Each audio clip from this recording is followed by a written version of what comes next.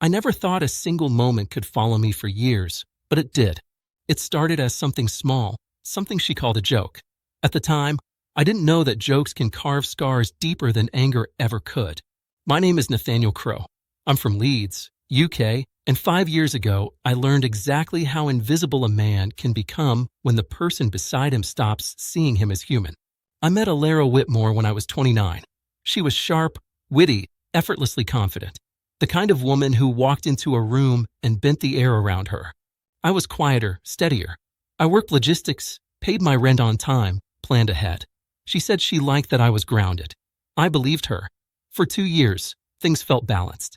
Not explosive passion, but consistency. I thought that was real love. The night everything shifted was our anniversary. Nothing extravagant, just dinner at a mid-range Italian restaurant she liked. Candlelight, low music, familiar comfort. We ordered wine, laughed about old memories. For a moment, I felt secure. Then she excused herself to the restroom. 10 minutes passed. Then 20. I checked my phone. No messages. I asked the waiter if he'd seen her. He shrugged politely. 30 minutes later, my phone buzzed. A single text. Relax. It's a joke. Don't be so sensitive. I felt my face heat up. People around me were glancing over. Pity has a sound. It's quiet, but you hear it. Another message followed. I'll be outside.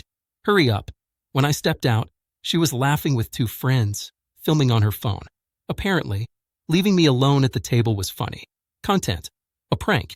I didn't laugh. She rolled her eyes and said, "God, you're dramatic." That sentence did more damage than she ever realized. Because in that moment, I learned something about my place. I wasn't a partner. I was a prop. I paid the bill, of course. She didn't even thank me. That night, I lay awake staring at the ceiling, telling myself not to overreact.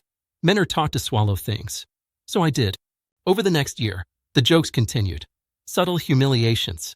Canceling plans last minute. Mocking my job in front of others. Each time I brought it up, she said I lacked confidence. That I needed thicker skin. Eventually, I stopped speaking up. Silence became easier. When she finally ended things, she said, "You just don't excite me." I nodded, wished her well, and walked away with whatever dignity I had left. The next 5 years were quiet. I rebuilt myself slowly, changed cities, focused on work. I started my own consultancy, something I'd always wanted but never pursued. I learned to enjoy my own company. I didn't date much. Trust takes time. But I healed. Not dramatically, just steadily, the way real healing happens. Last winter, my company partnered with a hospitality group in Manchester. They hosted a private launch event at an upscale restaurant. I almost skipped it. Networking exhausts me. But I went. Halfway through the evening, while speaking with the venue manager, I heard a familiar laugh. I turned my head, and there she was. Alara. Older, thinner, still stylish, but something in her posture had changed. Our eyes met. The smile on her face froze. Color drained from her cheeks. She looked like she'd seen a ghost. I didn't approach her. I didn't need to. She excused herself abruptly and stumbled toward the restroom. One of the staff rushed after her. There was commotion. Someone said she couldn't breathe. Panic spreads fast in closed rooms. Later, I learned she'd had a severe anxiety attack. Hyperventilation. Triggered, they said, by shock. I stood there, calm, oddly detached. 5 years ago, she left me alone at a table and laughed while I shrank. Now, just seeing me unsettled her sense of control. I hadn't changed physically that much, but my presence carried weight now. Confidence does that. She messaged me the next day. Long paragraphs. Apologies. Explanations.